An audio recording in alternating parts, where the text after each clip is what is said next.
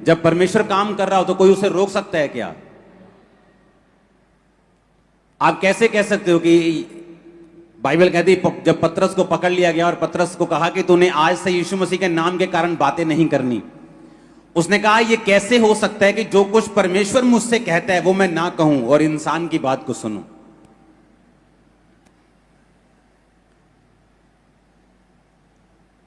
जितने भक्ति के साथ जीवन बिताना चाहेंगे वो सब क्या किए जाएंगे?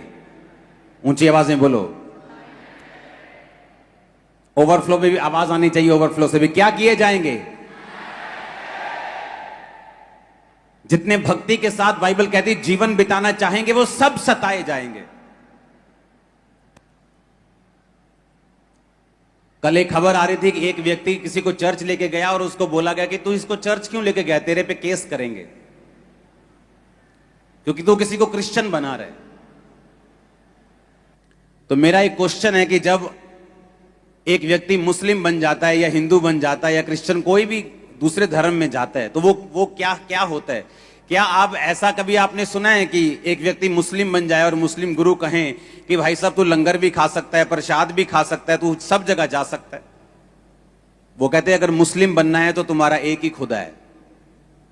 मेरी बात समझ रहे कि नहीं? तो क्या उन पे हम केस कर देंगे?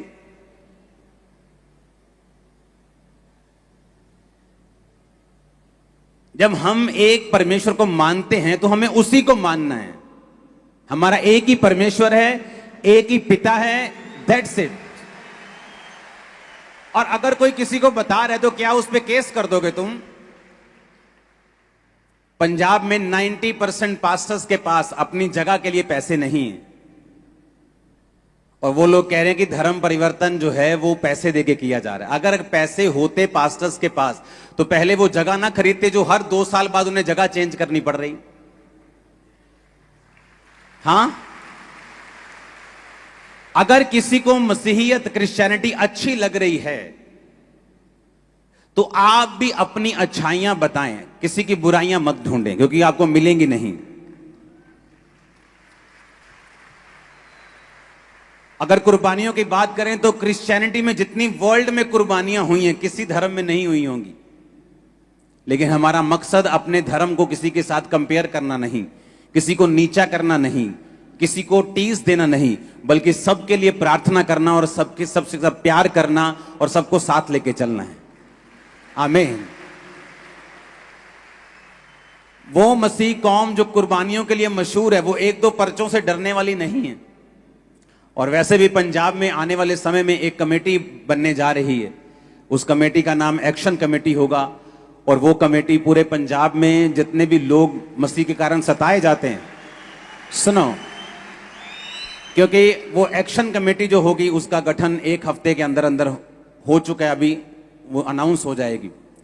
उसका काम होगा कि जो लोग जिन पर जानबूझ के सताव दिया जा रहा है कि तू फलाने को चर्च में ले गया, तुझ पे केस करेंगे।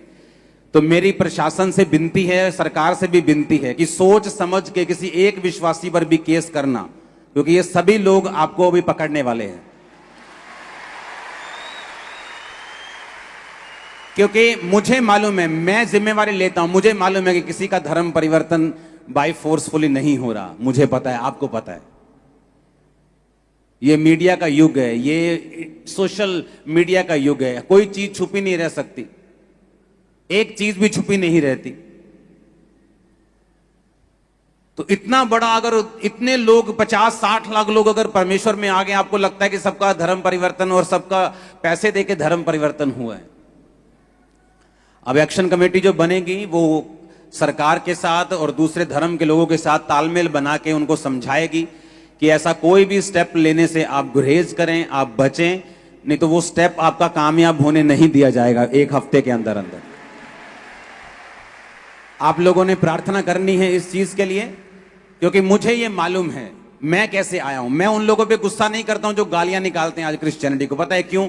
मैं भी उन लोगों की जगह के ऊपर था, मैं भी यही कहता था। मैं तो हर बार ये कहता हूं कि अगर ये हीलिंग, ये मिरेकल्स आपने मुझे तब दिखाए होते जब मैं एक कंप्यूटर इंजीनियर था और मसीह में नहीं था, मैं भी यही कहता कि सब ये खरीदे हुए लोग हैं, ये सब ये इनकी चाल है, ये सब धर्म परिवर्तन करवाने के लिए कर रहे हैं। मैं भी यही कहता, इसलिए लोग बोलते हैं कि जब वो लोग आपको ऐसा बोलते हैं आप गुस्सा क्यों नहीं करते। मैं कहूंगा मैं क्यों गुस्सा करूं जब मैं भी एक दिन उन्हीं की जगह पे था। मैं उनकी जगह पे था और तो किसी क्रिश्चियन ने मेरे को प्यार किया तो आज मैं क्रिश्चियन हूं, तो मैं भी उनसे प्यार ही करूंगा। हम किसी के खिलाफ कोई एक्शन नहीं लेंगे, किसी के खिलाफ कोई बदतमीजी नहीं, हमने प्यार किया है, करते रहेंगे। पर अपने हक के लिए हमको खड़ा होना भी आता है और हक लेना भी आता है।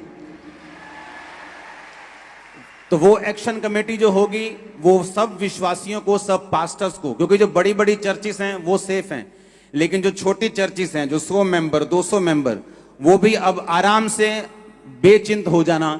वो एक्शन कमेटी आपके लिए काम करेगी, डोंट वरी।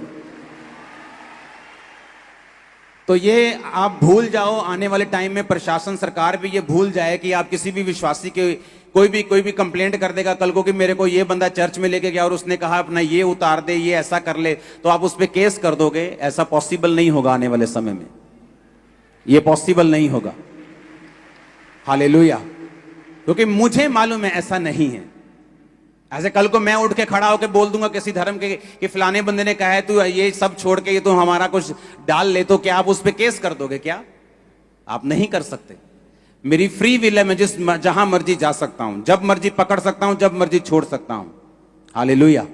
ये मेरा कानून भी मेरे को अधिकार देता है, मेरी ह्यूमैनिटी भी मेरे को अधिकार देती है, मैं जहां जाना चाहूं वहां जा सकता हूं।